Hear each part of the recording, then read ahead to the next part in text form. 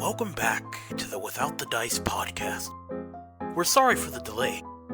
You're in for a real treat as we follow Luk and Alyssa into the operating theater.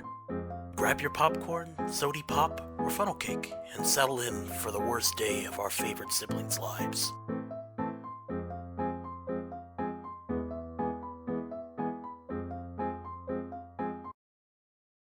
Luk's eyes fixed on the droplets of blood welling up on Julie's skin, where Edward's prodding scalpel gently scraped the surface. Transfixed by the crimson, Luk's mind played back the horror of the last couple of days. The cost of a life weighed heavily on him. Seeing another man's skin slough off in a bath of acid didn't exactly do much for him. While his emotions stammered, processing the death of his estranged, abusive father, now the blood of another person's life hung on a thread, anchored between his own two hands. He knew from what Edward had said that this so-called game had a time limit. That inside this woman's body lay ticking time bombs, explosives that he was expected to attempt to remove. Yet even as Luk stood over her, his eyes refused to move from the pooling drops of the sanguine fluid. He knew time proved paramount. Rushing to remove the artifacts that lay hidden beneath could save this woman, but instead his body stood rigid, a mind fragmented, unable to cope. Only when he heard Alyssa's voice coming from the room beyond that he felt himself lifting from the fog of his shock-induced stupor. Alyssa's shuddering voice pierced the thick miasma of tension in the room. "How am I supposed to decide something like this? This isn't fair," Edward scoffed. "Well, Alyssa, life isn't fair. Now choose, or I will." Luk glanced back and forth from the viewing room to Julie. Then with a gulp, he took the knife from Edward's hand. "Let's just get this over with." Edward's face broke into a grin at this. "I really do like you much more, boy. You show resolve, initiative even. Julie it is, then. In fact, because you show so much promise, I'll show you how this is done." Retreating through a set of double doors, Edward quickly returned, wheeling in another individual strapped down to a metal gurney. Through the haze of his mind, Luk immediately picked out the identity of the individual. The bulbous body and many greasy chins belonged to the man who drove him from the gas station to the Carnival.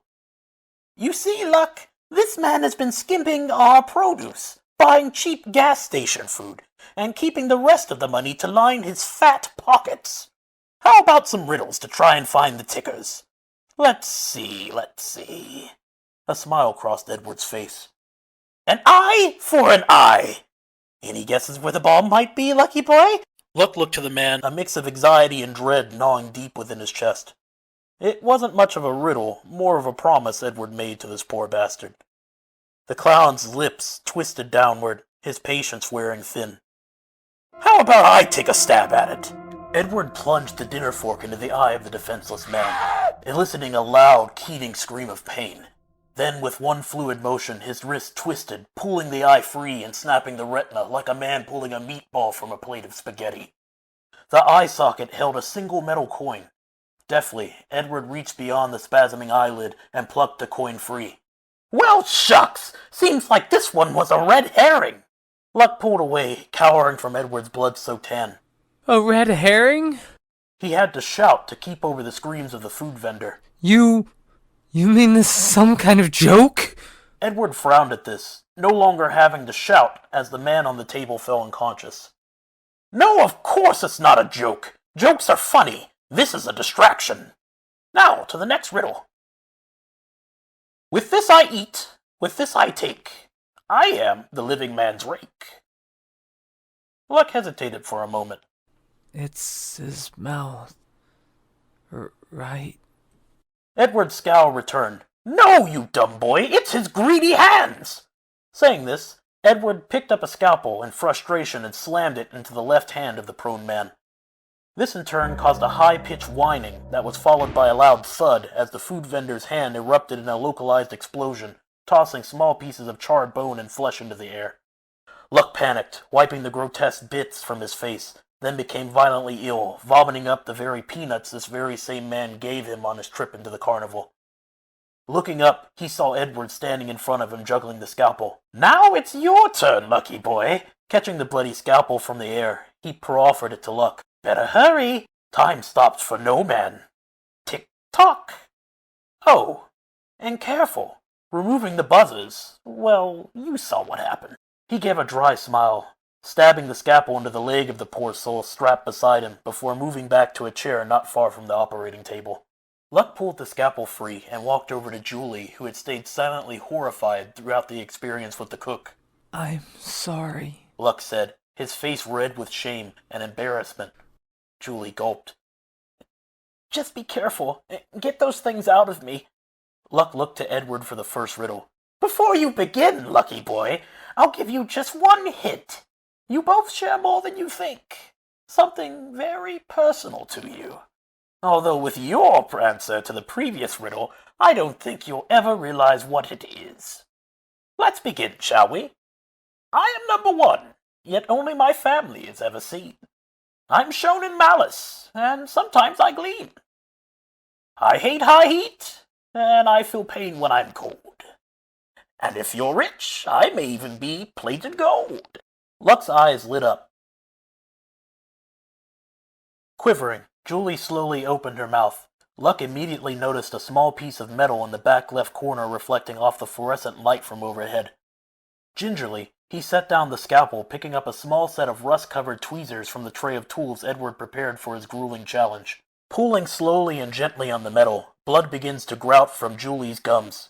It acted almost like a lubricant, slicking the wound, allowing for a somewhat easy extraction, as Luk tugged free not a small explosive, but instead a small metal coin like the one Edward had pulled out earlier.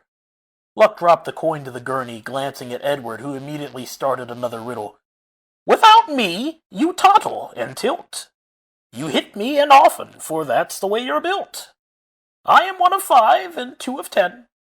I am amongst a group of piggies that you pen. Before Luk had the chance to figure it out himself, Julie, speaking through a mouth of blood, gurgled out the answer. Joe? Edward snarled, stamping his foot like a toddler.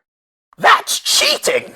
He then pulled out a theatrical rainbow scarf that he promptly stuffed into her bleeding mouth. Luk, not slowing for even a second, started feeling her feet and found a strange lump on the right side. He slowly started cutting a ring around the protuberance on her toe, taking a pair of tweezers. He peeled back the flaps, silently thanking the small mercy of Julie being strapped down and muffled. Underneath, a small red button adorned with a myriad of wires lay embedded in the muscle of her toe. Carefully, he removed the tiny explosive, eliciting another muffled scream from Julie, which almost made him lose his grip. Setting it to the side, he glanced at Edward for his next riddle, giving thought to what he meant by the two of them having something in common that would make this game easier. The next part of you knows. It is a point, and always leads where your body goes. You always see it, but are unaware. It is unsightly to keep it full of hair. If I punch you, perhaps you'd find a piece of it broken off inside your mind. Luk repeated the riddle to himself again and again, feeling the seconds drain away as he tried to pick apart the riddle. Then it came to him. He already knows. It was a nose. Dropping low, he saw what he thought was just bad makeup. It was actually costume cosmetic used to cover up some stitching. Her septum was missing, and in its place another buzzer held fast by the stitching that was connected to the bifurcating skin flap. Hearing a small whining sound, Luk quickly sliced open Julie's nose, pulling out the buzzer, and tossing it across the room, where it detonated, leaving a burn mark on the cement. Turning back to Julie to apologize, he saw that her eyes had rolled up into the back of her head, and that she was unresponsive. Frantic, Luk looked back to Edward, who was now pulling a small black cigar from his jacket pocket. She is still alive for now, merely unconscious. Edward brought his white-gloved hand up and snapped the tip of his finger, igniting a flame long enough to light his poison. The picture of Edward standing there smoking made his mind itch. Edward began speaking, probably starting the next riddle when it clicked. The cigar was another hint. Somehow the duos knew more about his family's life than he cared to admit. Now he realized Edward also knew about the abuse. The tooth his father knocked out, the shattered toe from an alcoholic temper tantrum, even the broken nose. It all became clear. Within minutes, Luk found the remaining 5 hidden objects, one on each of the forearms for the cigarette burns that were inflicted upon him, one on top of her ribs for when his father cracked his, one in each of her hands from when his father had broke his fingers for finding him playing music. As he sat down, feeling proud of himself, Edward shook his head, looking at Luck. You did find the connection, but there's still one more. Luck's mind raced, thinking of all the injuries his father had inflicted upon him over the years, but couldn't think of any more. Tick-tock, boy, you only have 1 minute. So here's your final riddle. I can be made of stone, but with a word I can die. Some say they live without me. Those are the ones who lie. If you listen to me, you never go wrong. I will never make you weak. I can be what makes you strong. Luck winced, knowing the answer immediately. A heart. With a gulp, Luck stared down at Julie's bleeding chest, looking to where Edward poked and prodded originally. There he noticed a lump. Taking the scalpel, he peeled away the skin only to see a very small piece of the buzzer and some stitching connecting it deeper into her chest. He found himself having to remove almost a full handful of her breast to be able to retrieve the bomb. Setting it to the side, Edward immediately stepped up, clapping Luck on the shoulder. A very good butchery job here. Holding out a small sack to Luck that jingled with something metallic, Edward quickly scooped the two from earlier into the sack as well, then began pouring a viscous black liquid onto the huge chest wound that Luck had created while digging out the device. Seems like you might actually do well in the carnival. She'll wake up soon enough. I'm not sure I'd like to be her when she does. I'm not going to fully doctor her up for you, but in the spirit of rewarding you, I'll at least make sure she doesn't die right away. The ordeal was finally over. Edward opened the theater door where Alyssa walked forward, eyes full of tears. Taliesin produced a small coin pouch and thrust them into his sister's hands. For your trial. You'll need them, if you expect to win your survival, that is. With that, the duo brothers exited, leaving only the two of them, Julie and the spoils of the trials faced. So, you watched that, huh? Luck stared at Alyssa's feet. You know, I didn't want to be a part of this. I didn't want anything to do with anyone anymore. He said something about the others, didn't he? A hand went to wipe some of the accumulated moisture from Alyssa's face. She walked towards the theater door, but found it was now locked. There were several others in the room, but they had something over their faces. One of them was definitely Dan, Luck. His fist clenched. Why should I care? He's our brother, she said weakly. Our half-brother. And Dad thought he could just run off with his other family and leave us suffering. He let Mom die alone. Alyssa was the one staring towards the floor now. He knew it hurt her to hear it. But she wasn't the one to suffer like he did. She wasn't the whipping boy for Dad's frustrations. A crackling intercom enveloped the surgery room. Lucky boy. Alyssa. I suggest you get a move on. Taliesin's voice crackled in and out. An audible click was heard from beyond the wall. Luck passed another glance towards Alyssa, who stared down at Julie. He cut down the tarp with the camelus and threw it towards her. Cover her up and let's keep moving. Damn it, Luck, what happened to you? She's going to die if we don't do anything. No. We're the ones who are gonna die if we don't do something, Alyssa. Luck looked towards the now exposed black door leading to darkness. He pulled open the door. What is that? The smell of funnel cake and acrid hot dogs filled his nostrils. The lights flickered on, revealing a large arcade room that hummed to life with digital melodies drowning out the silence. The smell came from a wireframe trash can filled to the brim with decomposing carnival delights. Flies overwhelmed the filth. It was all he could do not to Ralph. A Zoltar machine buzzed to life directly beside him. An empty heart is often misunderstood. A Polaroid photo dispensed below the unit. It wasn't developed yet, but the faint outline of a couple started to appear. He pocketed it and turned to the bright light towards the back of the room. It was a prize counter. Tall did say, win our survival. A glass case split into multiple compartments held a variety of items. A replica hamburger caught his eye. How long had it been since he'd eaten? 20 was stamped across a placard just in front of it, along with a D7 just below. A maniacal laughter replaced the sound of his growling stomach. A clown's face began making a mechanical chomping motion. Tickets flickered just above it, and a keypad just beside it. It was some kind of elaborate vending machine. There was food, medicine, and even weapons, all just out of reach. He slammed his fist into the case, shattering the one with the hamburger. That isn't how the game is played. Luck stumbled backwards, looking up at the ticket clown, whose mouth continued moving. Tell you what, Sonny. How about a freebie? He looked over to the hamburger. Plastic. Of course it wasn't the actual thing. The keypad lit up A3, and an audible clunk was heard. Now just come and take it. Willing himself past better judgment, he slipped his arm into the gaping maw. The mouth slowly began to close, and he yanked back. Only a joke. And it spit forward a miniature package of pretzels. Enjoy. But do be more considerate of our display. You wouldn't want to have to meet the enforcers. The god-awful smell kept him from enjoying them, but they seemed edible enough. He reached into his pocket for the coins he obtained and felt the photo from earlier.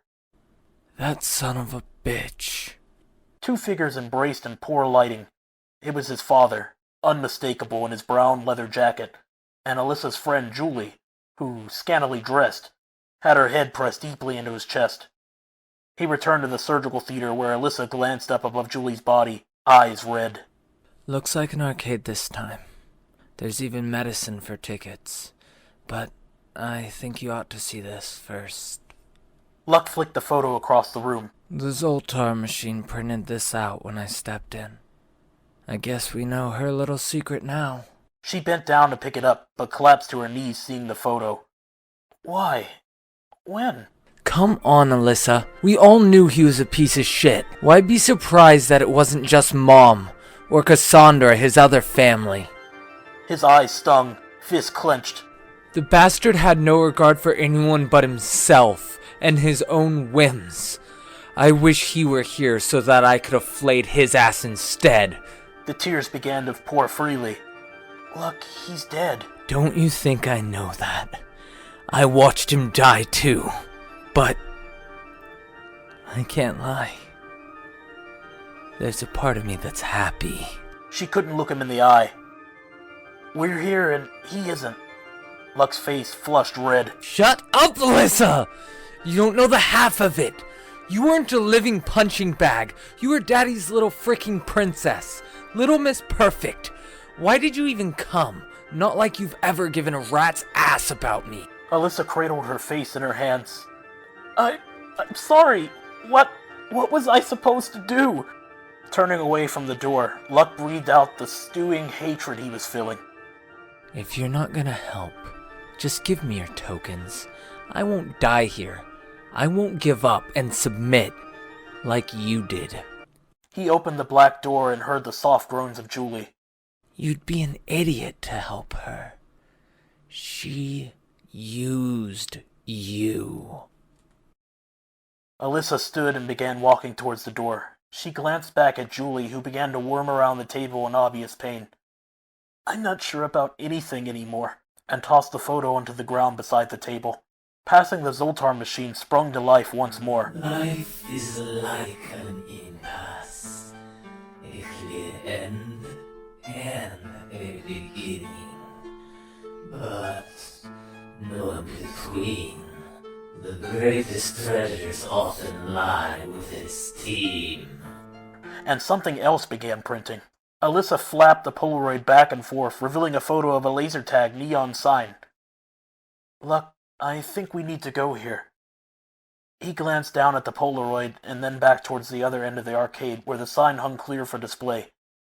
They went back and came across a large pin-up board littered with photos, each set up in neat pyramids with the words "Contestants" stamped across the top. Are we competing with someone or something? Luck pointed to the fourth pyramid where a picture of the two of them crested the top. Alyssa pointed below them. That's Chaz. The picture had a large X over the face. Next to him, Julie smiled infectiously. Another of Brad and Michael, their father. Even Cassandra and Dan composed this pyramid. I don't understand, Alyssa said. Luck sighed. It's pretty obvious the X's are the ones that are already dead. A Sharpie swung on a thread of twine beside the photo of Julie. The real question is, what does this have to do with getting us out of here? Look, look! Alyssa began pointing out the other pyramids, where each had multiple portraits with large crosses over their faces. Do you think some of these people are still here? They don't all appear marked out. Luk snatched the picture of his father and threw it to the ground, leaving a gap on the board. Ours is already full of holes. Alyssa looked back to him. Our what? Luk gave a wry chuckle. Our so-called team. Alyssa snatched a photo off of the wall and placed it into the gap. What if we found others here? Maybe we could use them to overpower them, to beat them. Are you even listening to yourself? Luk snapped. Don't you remember the carnival of freaks out there? That lion thing? What those clowns can turn into? We're not playing a game here. We're trying to survive. Alyssa began to chuckle. What about any of this do you find funny? She looked up at him with red puffy eyes.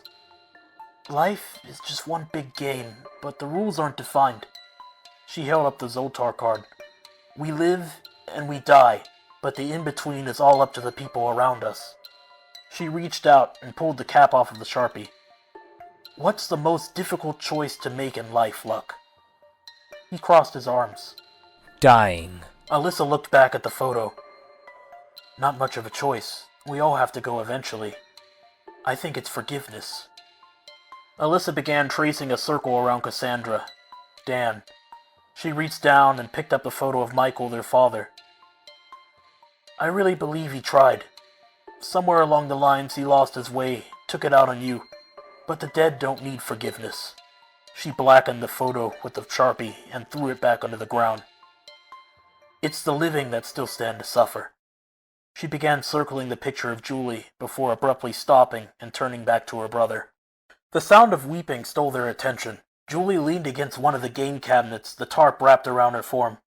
Luk broke the silence between them. Nowhere to turn. The seductress stands before us and hopes that we will shelter her from the monsters around her. What do you think? Do you deserve forgiveness from us? Luk flipped the camelus blade open and thumbed the edge. He said he'd keep me safe. He said he'd save me. Alyssa took a step towards her. Julie began to back away. Save you from what? Julie turned and dropped to the ground, blanket covering her. I didn't want to sleep with those men. I didn't like being used. Luk put a hand to his face. Just like you didn't want to sleep with our father. Please. We didn't! She produced the photograph and looked down at it. He rescued me from an upset customer. The man had pulled a knife and was... She looked away. So you were a lady of the night. Luk flipped the blade open and closed, looking down to the blackened picture of their father. Nothing was beneath you, huh, Dad? The bard would say, sweet are the uses of adversity, which like the toad, ugly and venomous, wears yet a precious jewel in its head. He looked back up to see Alyssa now held Julie in her arms. I don't know that I can believe you, Julie. Her voice quivered, and just out of sight, in her hand was the dulled scalpel from the operating theater. Ladies and gentlemen, we've reached another fork in the road that will greatly alter the outcome of our siblings' journey. What will be the fate of Julie? Will Alyssa accept Julie and offer the forgiveness she spoke of? Will Luk's temper hold? Perhaps he may even save her. Until next time, let's write a story. Let's play a game without the dice.